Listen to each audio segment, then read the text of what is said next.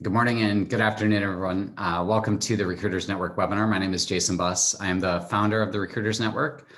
For those of you that this is your first event, the Recruiters Network is an organization focused on professional development and continuing education for recruiting and talent acquisition professionals. We have an exciting webinar planned for you today as we've been sheltering in place a majority of this year and looking forward to getting back to our in-person events fall of 2021. And I wanted to just start by thanking Lever, who is a sponsor of the Recruiters Network, an organization that's also committed to our mission and vision and values around recruiter education. So thank you, Lever, for your continued support throughout 2020 and the recruiting profession.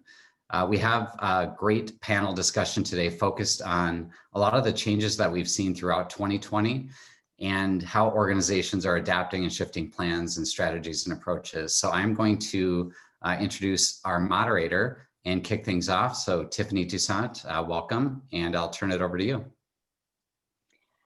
Thank you, Jason. Good morning, good afternoon, good early evening to all of you who have opted in to join us for today's discussion. Appreciate you participating and including us in your day. As Jason mentioned, Lever is our sponsor, and we have a handful of amazing and talented and knowledgeable panelists today. And we will start with introductions of the panelists. And we will start with Miss Brianne Foster and her lovely guest. Hi, I'm Brianne Foster, and this is Ellie Foster, my 4-month-old. But right now I am at Pinterest, and I am the head of recruiting strategy and programs. And I've been at Pinterest for about 7 years now. So it's been interesting with this year, definitely different than all others. Thank you, Brianne, and welcome. And next we'll go to Miss Heather Kinsey. Good morning or good afternoon, everyone. I am joining you today from Anchorage, Alaska, and I am so sorry that I don't have a beautiful baby to show you. You just get me. But I do have a pretty cool geographic differential given the fact that I'm joining you from Anchorage. So hopefully you will forgive me that. But I am the Chief Operating Officer of a full service consulting firm called the Strive Group here in Anchorage. Thanks for having me. And for the record, Heather does have 2 beautiful babies of her own. They just happen to be a little bit bigger, older, taller. Right, just a little bit bigger. And probably will not be sitting on her lap. Next, we have from Wisconsin, Mr. Ryan Dull. Hi, everybody. Yeah, I'm Ryan Dull. I'm the CEO of SageMark HR. I've got, for about 25 years, experience in the talent acquisition field. Started out as a recruiter and then ultimately a TA executive. I started SageMark HR about 7 years ago. And what we do is we partner with TA leaders to help them develop strategies for innovation. Usually that involves technology selection, building out their tech stack, and kind of our mission is to really help leaders confidently move from reacting to leading within the TA function. So pleasure to be here and looking forward to this. Thank you, Ryan. Thanks for being here. And last but definitely not least, from south of Minneapolis, Minnesota, we have Ryan Steen. Unmute, please, Ryan. Nope. How about now? There you go. All right, so the most used word or phrase in 2020 this year. So got to carry that forward. So thank you, everybody, for having me. I'm excited to be here. I'm with Thomson Reuters. I lead the global recruiting operations team and global sourcing within Thomson Reuters, and also within the recruiting operations org. We also have onboarding, talent coordination, and executive onboarding as well. Excellent. Thank you, Ryan. Appreciate you joining us today. And as it was mentioned, I'll be the moderator for today's discussion, and we are talking about headcount planning and some of the changes that we've experienced over the last year and what we will be doing into the coming year as we look at our talent needs within our organizations. As we go through the conversation, we will have polling questions, so you'll see those pop up on your screen. Once you respond to those, we capture all the responses, and then we'll see the responses after the poll has been closed. Also, if you have questions during our conversation, there is a chat feature in the webinar at the bottom of your screen. You can type in those questions, and I will do my best to keep up with the questions and make sure that we get as many answered as possible. And we'll also plan for time at the end to address any other questions that do come up. So with that, we will go to our very first poll question. So you'll see that on your screen. Has your company's headcount planning process changed for 2021 in comparison to 2020?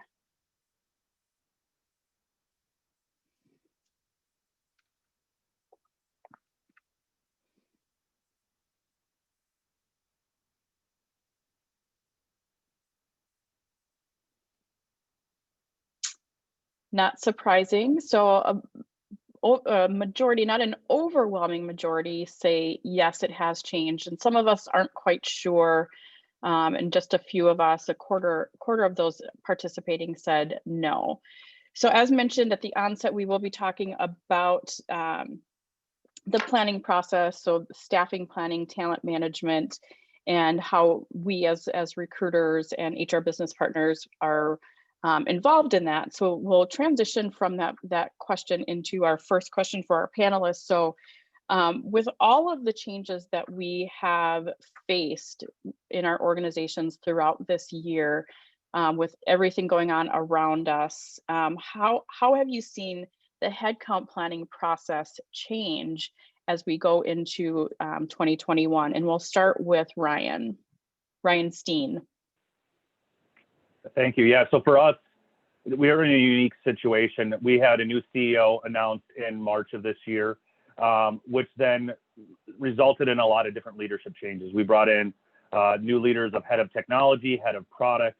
And so for us, it's been very heavy on the executive side, along with the sales side.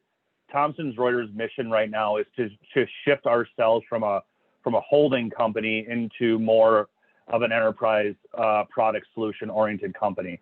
And so for us, the change in our hiring plans are where we're going to take us for the future. We're really looking at internally at our skill sets and where we need to either upskill through internal development, or where we're going to go for where we need to acquire new talent, and including some new locations that we've not embarked into before. The process is very fluid at the moment as well. We're expected to do anywhere between 5,000 hires in 2021. And I've seen that go as low as 3,200 all the way up to 7,500 or so. So it's really interesting and really fluid at the moment. Now, Ryan, to give people an idea, 5,000 could be very minimal for some organizations. It could be a lot. How big is your organization? Yeah, so Thomson Reuters has got 125,000 folks globally. Or not 125,000. We have 40,000 now. I was talking about my old company. So okay. 40,000 employees globally, where we will then focus on strategic alignments and things like that. Right now, we have some org effectiveness work that we are also doing towards the end of the year, like a lot of other organizations. Okay, thank you.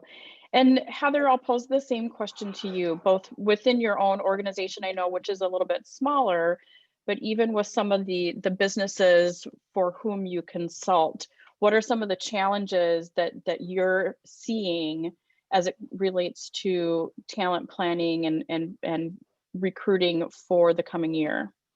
Right. So interestingly enough, even though our firm is very small and we serve a variety of sized organizations, the answer is the same, which is interesting. So first and foremost, workforce planning or headcount planning is highly dependent upon revenue. And I don't know of any of my clients who feel confident with their projected revenue numbers. We've just had too much disruption in the economy to to find some comfort there. So, and our small little organization is no different. But second is we're repurposing and recycling. So we had furloughs and layoffs, as did almost every single one of our clients, some to a much larger scale than others. And, you know, in a perfect world, we'd bring back those loyal staff that we had to give bad news to. And so sometimes the only way to do that is to repurpose or recycle their skills and talent. And so we're trying very hard to ensure that we know what they're capable of doing, what they're interested in doing. We've tried to maintain good relationships with them since their departure, so they'd be willing to come back if it's possible. And we're giving that advice to our clients as well. Obviously, some of our clients are much larger than us, so we're doing that on a larger scale, trying to do almost like a talent inventory with their laid off staff to figure out what their capacity is. Hope that answered the question. Absolutely. And I love that idea of the talent inventory. It's very similar to, you know, looking at your internal talent pools, you know, especially with, you know, organizations that, you know, are retaining their folks, but they're looking at succession planning. So keeping in mind who we have that has been impacted by a layoff, and as you mentioned, Heather, repurposing those individuals and tapping into that as a talent pool as well. I like that idea a lot. Thank you. That leads us to our second polling question. So that will appear on your screen, which is a focus on recruiting operations. Has your team focused more on recruiting operations in 2020 in comparison to prior years? So recruiting operations being your process, your tools, the technology that you're using.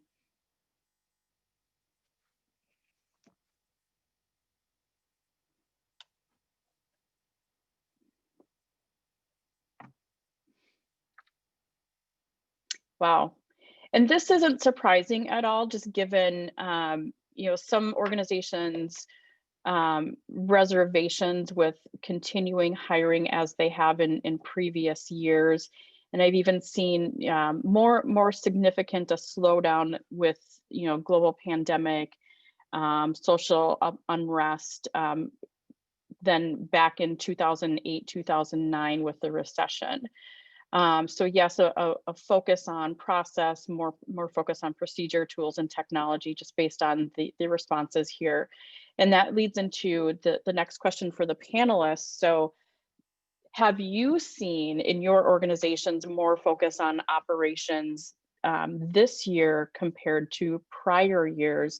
And we will kick this off with Brianne. So with Pinterest, what have you seen with regard to a focus on recruiting operations this year compared to previous years?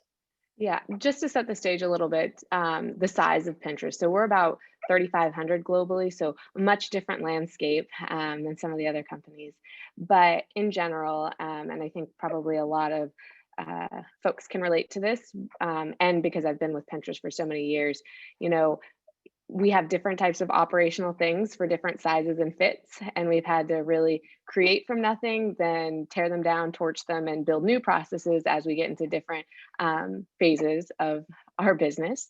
When we did IPO a year and a half ago, we had to do some new operational things, obviously being a public company. And then when everything hit in 2020, we had to really pause. You know, there was a lot of similar to like Facebook, build fast, let it break, we'll figure it out, we'll iterate. That doesn't work quite as well when you're in a complete remote situation at the drop of a hat. So we've been focusing a ton on a lot of our rigor around how we actually structure interviews, like the recruiting coordination function around how they're preparing those interviews. There's a lot of things that you don't even think about from a very basic operational standpoint of when they're coming into interview in person versus remote, and what could go wrong when now you have, you know, anywhere from 4 people on the loop to 10 people. And then steps further that we realized weren't as strong as that we needed is once they get hired, what happens with all those communications now? We're in a, you know, remote state for how long? Where are these people going to be distributed throughout the United States globally? And what does our onboarding process look like? So that type of operational rigor around that was just madness. And then just the data integrity that is kind of like the foundation behind what makes everything chug for the recruiting side. And then when it starts parsing into your HRIS system is where we put tons of resources and rigor into. And 2021 is, we're doubling down on how we're outfitting those teams. Fabulous. Thank you, Brianne. And I'll pose the same question to you, Ryan Dahl, as far as the focus on recruiting operations. How is it differed this year compared to previous years? Yeah, it's interesting. So that's just about 100% of our focus. And we've worked with a lot of clients on this, and they really engage us to help them think about improving their operational excellence within TA. It was a really interesting year, to say the least, with the pandemic. And so we had a lot of organizations that ended up having to reduce staff, have TA resources go on furlough, but they still had to figure out how to hire. And so the operational elements became a little bit more front and center than they have maybe years past for organizations. I think a lot of people were just running really fast and were overloaded historically. And now there were a lot of organizations that had time to think about it. Some of the organizations that we worked with, there were a few that kind of fell into the class where when they really kind of had time to focus and look, they really realized that kind of post application, they're filling a leaky bucket, so to speak, as they had gaps in their process, they had inefficiencies in their process, they had delays and latency periods in their process elements, and it was causing a lot of candidate drop off and reducing conversion at each step in the process. And so they were having to go out and spend a ton of money and a ton of effort on all these sourcing activities. And they thought, that it was really born out of the fact that previously there just weren't enough good candidates. And it was really that a lot of times they had the good candidates, but their process and the tools and technology that they were specifically using wasn't converting the right candidates through the process and yielding good results. And so we worked with several organizations. It went really dark in March and April and May, and everybody kind of went to ground a little bit to kind of wait and see what happened. And then May, June timeframe, we had multiple new clients reach out and try to focus on specifically how can we leverage technology in our tech stack and maybe some innovative process to help us increase conversion and improve our operational excellence in TA. Excellent. Thank you, Ryan. And Ryan Steen, same question as far as the focus on recruiting operations for this year. Yeah, for us, it's been the focal point, obviously, given the environment we're in. A little bit of backstory: 2 years ago, recruiting was completely decentralized.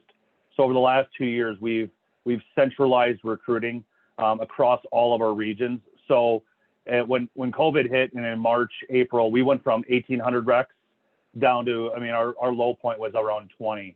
And it's been slowly creeping back up. I think we're sitting around 900 or so requisitions. But what the team did is, I'm really proud of the organization. We did not have to furlough or lay off any of our FTE recruiters or TA staff. So we were able to retain everybody throughout the COVID situation. What we then did was broke out into squads and then really focused on 4 or 5 key areas. Things like our process. We unified our process globally so that we're all kind of beating to the same drum. We focused on our technology around how we improve Workday, which is our ATS. We looked at new technologies where we could invest. We're implementing Rooster, which will allow us to help with the scheduling aspects. We focused on all of our communications, both internal to hiring managers, but then external to candidates, and refreshed all of that. We did a ton of empathy research that kind of kicked off a lot of this. And on top of that, I came into the organization into a new role. Recruiting operations did not exist as its solo function. And it sat within the HR technology team, which was the same as Workday, things like that, but it didn't have the same process focus and those types of things. Great. Thank you, Ryan. Appreciate that. And we touched on this just a little bit, but I want to talk next about internal mobility. And to kick that off, we have another polling question. So we'll have that appear on your screen here.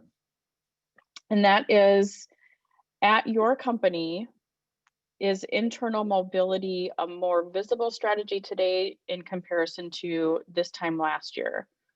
So at your company, is internal mobility a more visible strategy today in comparison to a year ago?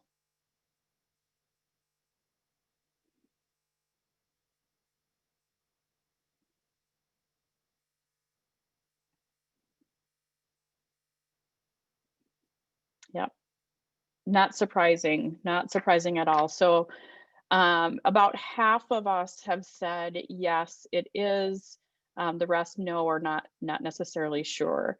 So on that topic, on that note, internal mobility as a conversation for organizations, is that happening more now so than we've seen in the past? And I'll start with Heather on this one. So as far as internal mobility goes, is this more of a topic now than it has been in previous years?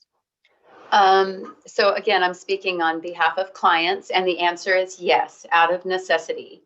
So, but it's not just to fill new jobs, it's to execute current processes. As our clients found that their workforce was either working from home, or they had a hybrid situation where they had critical employees still going into the office, but maybe just spread out, and then some employees working from home. Processes and duties shuffled around, right? So what needed to be done, in an office setting or there, within the walls of the organization, who was coming in, who could do that. So it created almost forced cross-training, if you will. And it was awkward. I don't know of any of our clients who just breezed right through it, that they were just all ready to do something like that.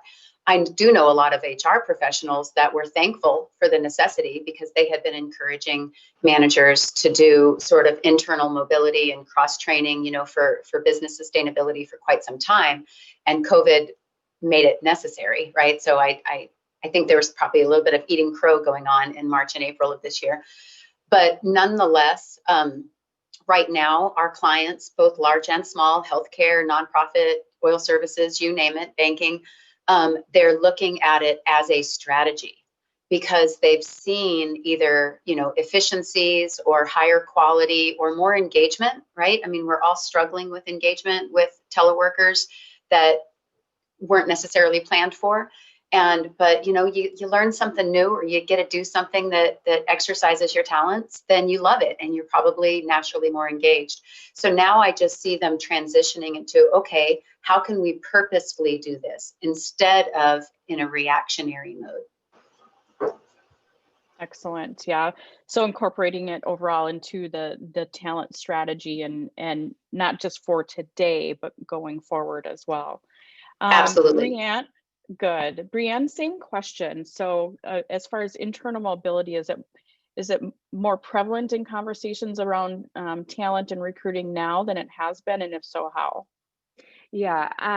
So internal mobility has always happened at Pinterest, but it's kind of been behind the curtain, and there hasn't been fair opportunity or equity, or it's more about was who you knew.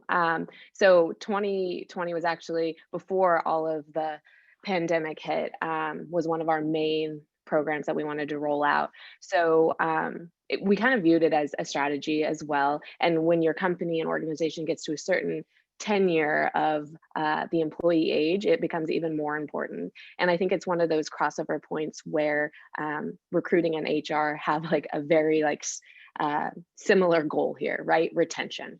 And if more people are going out, morale is going down, HR's hair is on fire, recruiting then has to fire up the guns and hire more people and stop the bleeding. So we saw it as a huge opportunity, not only to help the retention, the morale, the hiring efforts, but then also just have a equitable system.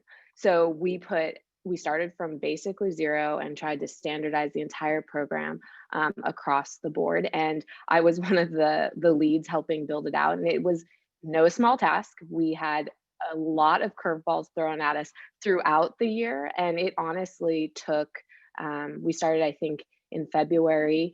I thought we had about 90% of it baked by the time I went on maternity leave. Then a lot of, social justice issues and different things that we need to, scale back and think through a different lens again of equity and inclusion. We were like, okay, let's pause, let's do this right. Well, let's not just throw something out there. And then it officially launched at the end of October. And hey, guess what? We're going to need to do some more iterations, but it is already more global and open and standardized, which is step one into creating that. So yeah, it's definitely paramount. Good. And Ryan Dahl, as far as the clients that you're serving as well as internally, what are you seeing or what have you seen this year as a result of everything going on and a focus on internal talent?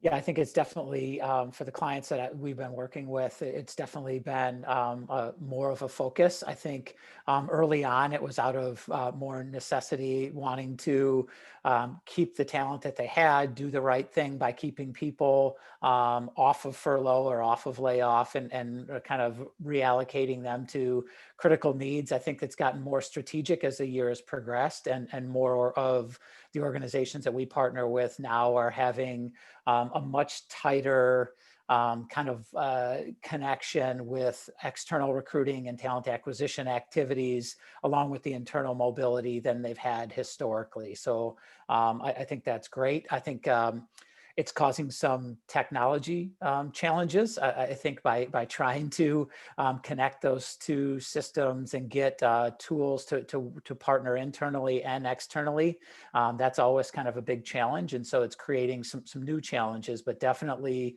has increased in its focus. And with Thomson Reuters, Ryan, what are you seeing with regard to a more intensified focus on internal movements? Yeah. So we're kind of the same journey that the Pinterest was on. We were focusing on it prior to the murder of George Floyd and some of those things, right? So we had to kind of start over and kind of rip it back apart. Traditionally, over the last 2 years, we have hired 70% of our talent externally. So only 30% of our internal talent is having an opportunity to move upwards. So with our new head of D&I, Sophia Khan, and myself and a couple other key members of HR, we re-embarked in doing what we could do for internal mobility. A couple things that we're doing to anchor into it is we're going to set up a new company goal that we're anchoring in our diversity bucket. So, we have a diversity goal to hire double our Black population in leadership roles by the end of 2022. Same with females as well. And now we're going to add that we want to be able to hire 45% by the end of 2022 from internal versus going external. So we've got 15% that we've got to adjust through. For us, what we're really focusing on is a couple different things to support our employee base. One, we're launching a new, started January, a new skills matching or job recommendation referral from Workday. So Workday will take the job description, take the employee's profile, depending on how complete it is and everything, and take those keywords, everything, and match it and send it to the candidate. The next piece we've done is we're creating a training series of how to prepare for internal interviews. It's a lot different, right? It's kind of like, who do you know, those types of things. But you have what we've noticed is the preparation that internals do is across the board. Some go all out and have had portfolios and all these things. So we're helping educate the entire population on how do you want to prepare and get ready for an internal interview. And then, so that's the training series piece. And then what we're also focusing on is a couple of different areas around our branding, communications. And then one that we'll launch as a pilot is roles will be posted internally first for 10 days before we go external. And all internals will have the opportunity to go through the process before we open it up external. So those are a couple of big areas where we're focused on internal mobility. And Ryan, on that same topic of the internal mobility, as we're talking about all of these amazing things that people are doing, where where would be a great place for someone to start if they're just now realizing, crap, we need to figure out how to move people around internally? What would be a suggestion you have for someone just starting out in this venture? Yeah, I think there's a first couple things. I would start with the data. What have your hiring trends been over the last couple of years? How much shift have you had from an external hiring strategy versus internal? And that will kind of give you where you need to go from your base. And then I think you need to do you're going to conduct some of your empathy research with your internal population, whether that's through your employee business groups or diversity leaders internally, and those types of things. And then you'll be able to figure out a plan. Some of it could be really easy, right? A lot of people just don't know where to go, how to get a job alert, for example, or how to prepare for an interview. So it's really intimidating because they may have only been there a year, but they're poised and ready to the next level. So I think those are the two areas I would focus on to start. Thank you. And Brianne, the same question for you.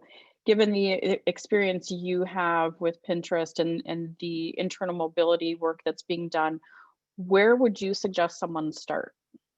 Yeah, I completely agree with what he just said. You need to get your data together, and then you need to kind of do a fact-finding trip of, what's gone well, what hasn't gone well, and then kind of aspirationally, you can start spitballing ideas of where you want it to be, and do that internally. And then the only other thing I'd add, know yourself, know your company, but then also do some external research. Like this is a great opportunity right now. We're sharing some of the learns and things that we're doing, and I jotted down a few notes myself. But you should talk to different companies. So we went out and we talked to different companies at different stages and sizes and said, hey, what did you try? What went well? What didn't go well? If you could do it again, what would you do? So we took a lot of great learnings from that, from other companies. And then the other thing I would say, invest a lot of time on is if you're introducing a new tool to facilitate this, do your due diligence. Hopefully it can already be facilitated by a tool you already have. I heard Workday mentioned and doing the competency assessment. That's fantastic if you can reduce the tools. If you can't, get a good tool so that you're not doing this manually, because it's only going to keep growing. Excellent. Thank you, Brianne. And Heather, same question. Where would you suggest an organization start when they're looking at emphasizing internal mobility? Well, I think the suggestions that have been offered have been good ones. If I have a little bit more organic approach, perhaps because some of our clients are obviously smaller than the ones that are represented here today. But I always start with a job description, and I know that job descriptions have a bad rap, but the way I see it is we need to repurpose those things as much as humanly possible because they're so painful to write. So I have been encouraging our clients to add a section to the job description, and literally it's an itsy bitsy section, and that is of all of the internal departments and silos and teams of the organization, which ones feed into this position, if there are any. Right. And so it could very well be that 2 or 3 different programs are nice feeders into this position, or it could be that no programs are, but just to have it on there, because that helps not only the HR professional, but as well as the supervisor it serves as a reminder, but it also serves as a directional point of where should we be looking internally. If this program is a good feeder for this type of job, might we end up at their staff meeting to talk about how cool our department is, or how cool our program is, or something like that. So that's the first thing.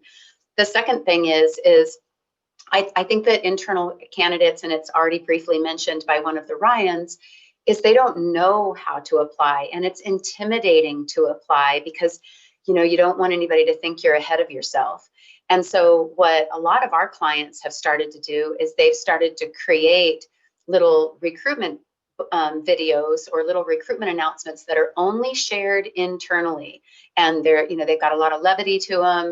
They're not intimidating in any way, shape, or form. They don't necessarily talk about all of those tangible requirements, but they talk more about what type of person, what type of behavior fits well into the team. But because they're sort of ad hoc and fun, not to say silly, but fun, I think that helps that internal candidate with the confidence he or she needs to throw their name in the hat, right? Or they can ask for a buddy system. Hey, do you want to learn about our program? Come and talk to me, right? Because then you're developing a friend in the program where it's not so new to you. So that's what we've been suggesting, and we've been helping direct and facilitate, and it seems to be pretty successful. So you might want to give it a shot. I think that very great points and suggestions. I think too often we think just because someone's an employee of the organization, they already know what to do when there's an internal opportunity. So I think making it crystal clear and providing those tools and resources specifically targeting internal talent is a really good idea. Next, we have another polling question. And this is with regard to our technology. So either our CRM or ATS. So in Lever's 2020 State of the Recruiting Report, 71% of respondents shared it's now more important than ever to have a candidate relationship management tool built into their ATS. So they'd like to understand whether or not our company's ATS has a built-in CRM and if that enables you to focus on personalization and automation. So do you, in your ATS, is there built-in CRM, customer relationship management capabilities that enable you to focus on personalization and customization? So can you send out automated messages? Can you update applicants and candidates?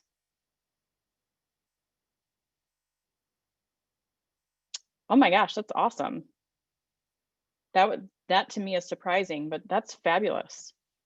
Thank you for that.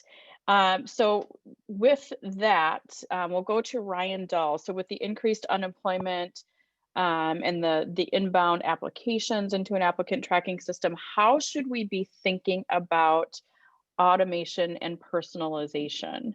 So what are some of the things that we should be focused on, given the influx of applications? Yeah, it's I mean, it's a really big change, and kind of the world changed, flipped on its head overnight, almost through this and the inbound applications. And so, they're two separate things, but automation is really important. We found that with a lot of clients, they've spent as much as 75% of recruiter time looking at, reviewing applicants, initial screening, scheduling, kind of some of these more routine tactical types of activities. And so there are a wealth of really great tools and technologies that can automate those tasks and help improve the experience, not only for the recruiting organizations that are doing that, but also for the candidate, because they increase efficiency, they feed content to individuals, and it can be more of a candidate-driven experience through that process than sitting around and waiting for organizations to get back to you. So I think that's important. I think personalization is also really important. Historically, it's been, some of the ATS providers have been a little clunky in their experience from a candidate perspective. It hasn't really felt that personal. So that's, I talked earlier about conversion and making sure that the experience is positive and making sure that candidates are excited to move on to the next step rather than drop off because they have an awful experience through your recruiting process. And your technology enables that, and it's critical. What I will say is our main focus and what we do is really helping organizations find the right technology for your specific needs. And all of you can probably recognize it. I mean, there are thousands of tools and technologies out there, and no one tool is perfect for everyone. All the applicant tracking systems, while some are better than others, I think they all have their gaps. And you need to be really diligent in understanding what your specific needs are and how you go out in the marketplace to identify the tools that you need to bring in. Please spend time on this, figure out, be strategic about it, get help if you need it. I've seen so many people just look at an ad or see some shiny object, new technology, and buy it and put it in, and it's a disaster. So don't do that. Spend your time really thinking strategically about it. But it's critical. I think the automation, personalization, that experience is becoming more and more prevalent, and it's really all top performing organizations are going down that path. Yep. And Ryan Steen, with your role in kind of the recruiting operations world, what should we be thinking about when it comes to automation and personalization? Yeah. So we currently are on Smashfly for our CRM or Symphony Talent as they are acquired. We were in the process of doing a CRM RFP before COVID hit. Lever, our sponsor, was one of our finalists. But what we focused on this year as well was a couple different things. One, we started to first write clearer and better job postings, so that was really clear about what the expectations were, and is quantifiable, those types of things. So we kind of created some gates where recruiters had to select from a question bank versus handwriting and making up whatever questions they wanted to include. We then focused on some of our ATS and CRM automations. So a couple different things that we did is when you apply, you are automatically added to our CRM, and then you are sent a personalized letter that allows you to customize and personalize the type of content that you want to receive from TR, whether it's about our financial news statements, things like that, new product releases, different hiring trends or events. So military or diversity initiatives that we are embarking on. So allows the candidate to really customize, quote unquote, their news feed from Thomson Reuters. And so that's been a huge thing that our branding team has taken on this year. The next piece is we are leveraging a skills matching tool that helps when the candidate applies, it stack ranks the candidates inside the ATS.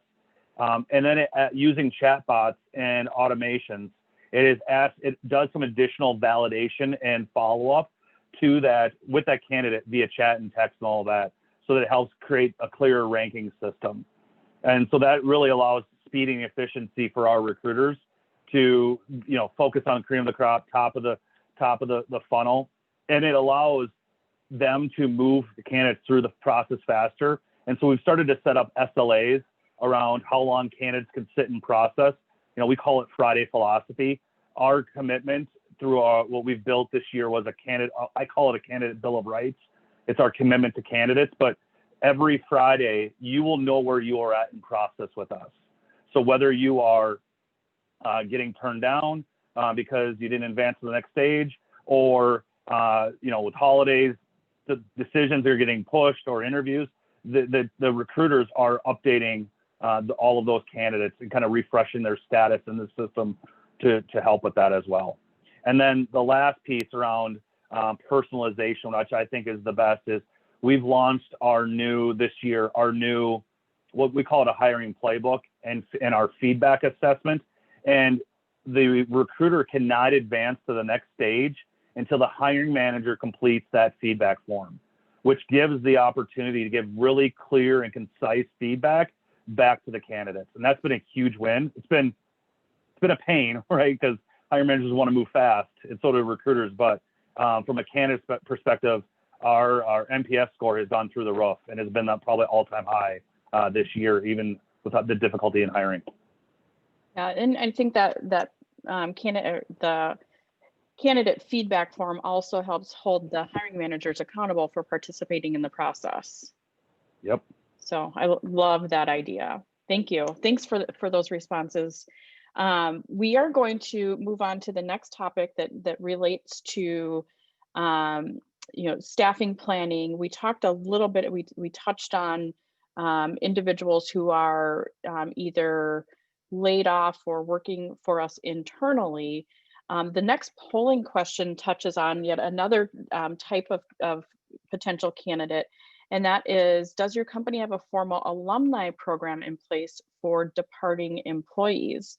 So are there individuals out there that have previously worked for your organization that you intentionally keep in touch with, maintain relationships, partnerships?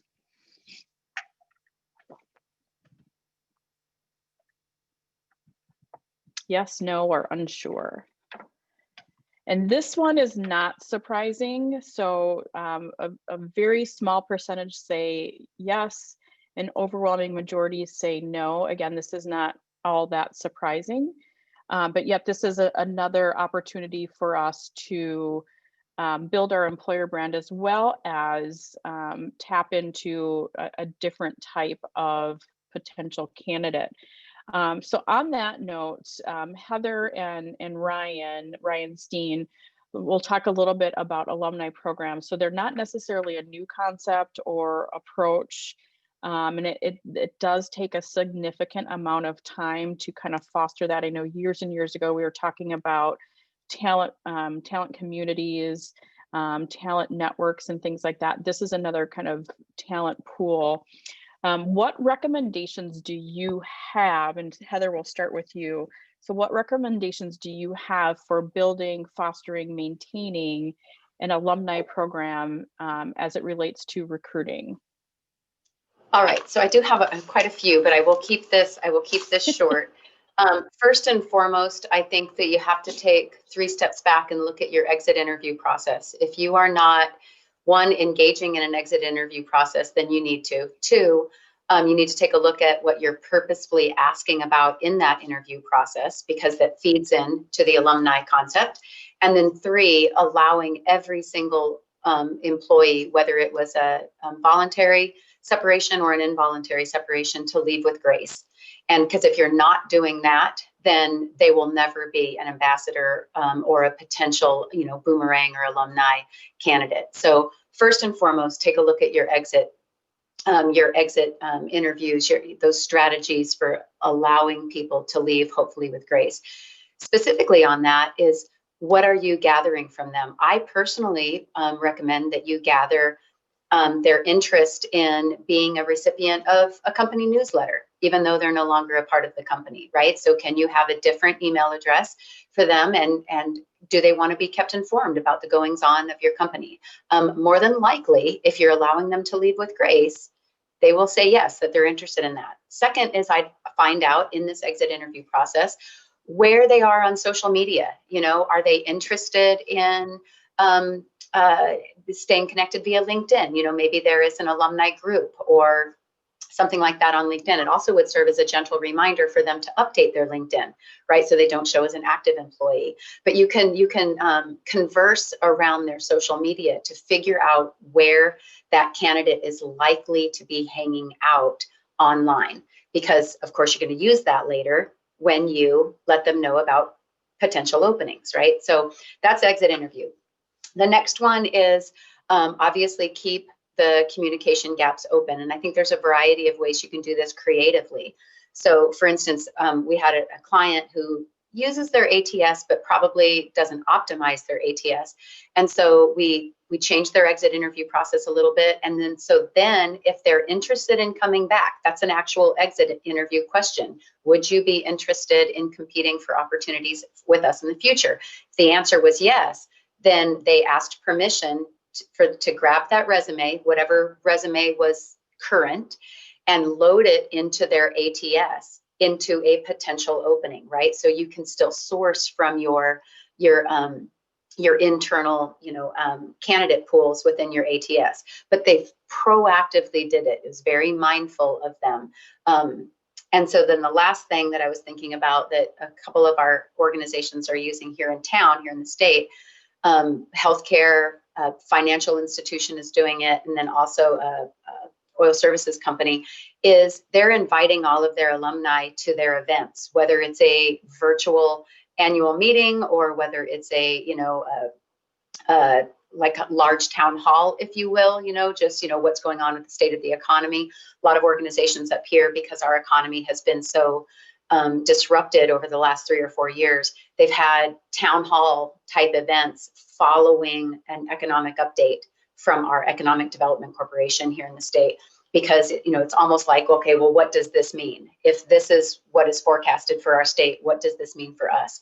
So they've invited alumni to those events, and just that small little minor connection to know that you're still welcome to participate in sort of employer-based things helps them be not only great ambassadors to help you recruit, but it keeps them plugged just a little bit to perhaps compete themselves. Excellent. And Ryan Steen, what one recommendation do you have with regard to creating an alumni experience?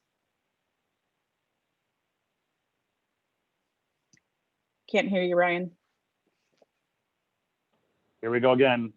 Most used phrase.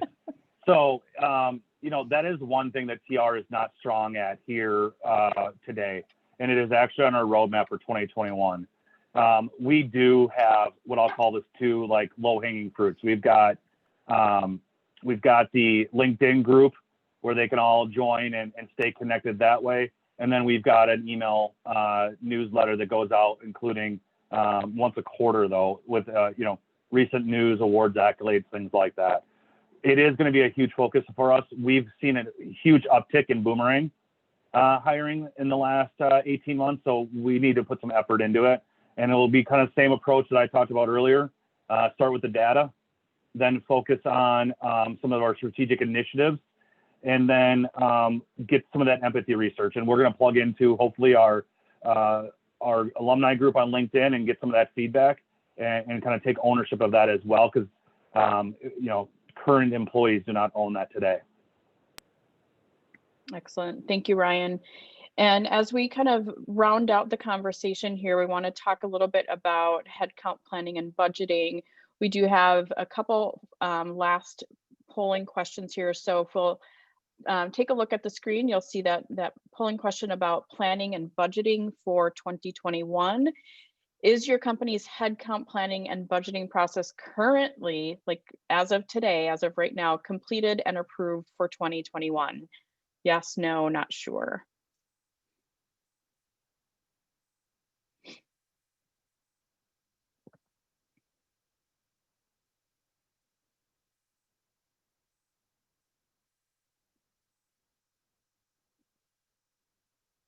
So yes, kind of half and half, and then a few of us unsure.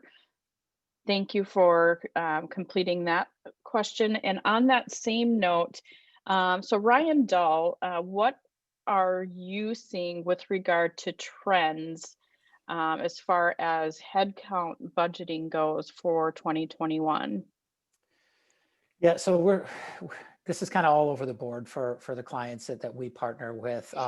We've got some that are seeing increases. We've got some that are staying flat, and some that are seeing decreases. And so we're working with all of them, and that relates not only to headcount, but also to overall budget in TA and spend on technology and other things. And so, you know, for the ones that are increasing, you know, budget and you know, targets around headcount and technology spend, then we're looking at how do we, you know, optimize that spend to get them the greatest results and align their tech strategy with that. And the ones that are staying flat or reducing, a lot of what we're trying to do is take a look at you know, existing spend on things like, you know, outbound recruitment marketing, job advertising, some of those spends where there's, you know, traditionally a lot of waste, and identifying ways to optimize that and then reallocate some of that towards either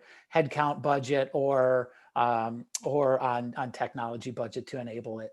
So I don't see any key trends. It's kind of all over the board, at least with the organizations we work with. Okay, thank you, Ryan. And Brianne, based on what you know within your network as well as internally, what trends are you seeing when it comes to budgeting for 2021 for recruiting?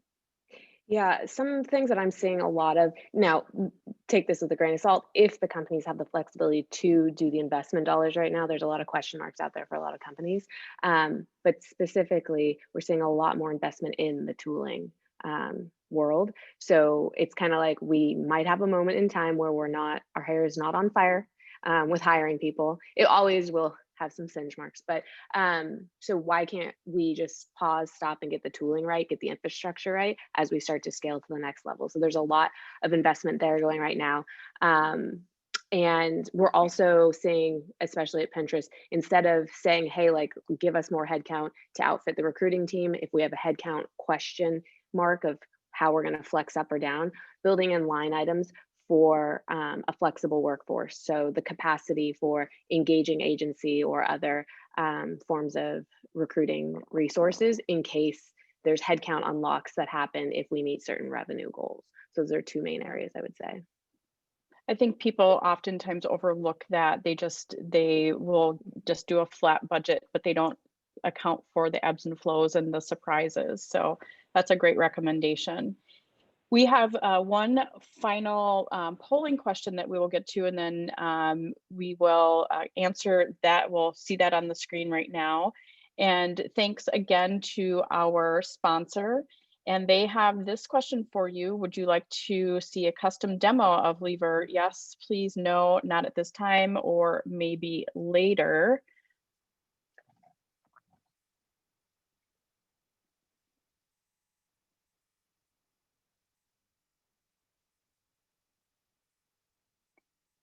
And for those of you that are interested, you can get access to that demonstration.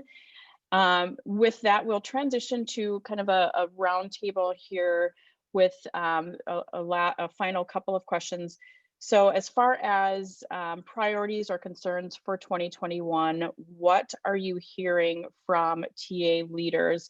And Ryan, you do a lot of interacting with TA leaders and HR leaders that are making decisions based on, you know, what their organizations need for TA resources and tools. So what are you hearing as far as top priorities for the coming year? Yeah, so on this, there's kind of, I'll say 4 key themes that I wrote down and we've worked with over 100 different organizations, ranging in size from probably making 500 hires a year all the way up to our largest client makes 150,000 hires a year. So we're kind of, it ranges depending on size and scope of client, but there's still a lot of focus around leveraging tools and technology to help automate and routine tasks and also reducing bias in their top of funnel activities.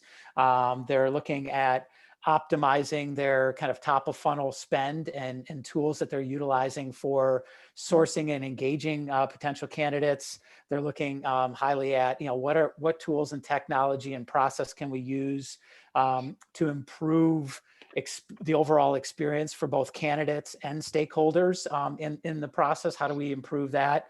And then the fourth one would be looking at tools or elements on how do we enhance our talent data, kind of our reporting and analytics capability, and use that to inform our decision-making and our overall strategy. So those are 4 key areas that are priorities that we're working with organizations and that we see people focused on.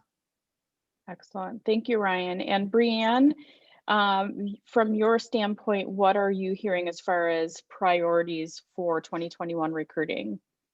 I actually agree with everything that Ryan said. The only thing that I'm kind of going to expound on is the culture piece, and that's internally and externally. It's as we continue to get further and further down this remote and distributed workforce, and Pinterest especially, we crave and love that human interaction and face-to-face nature. But as we're interviewing, as we're onboarding in this more just separated and remote fashion, how can we really diversify that process too?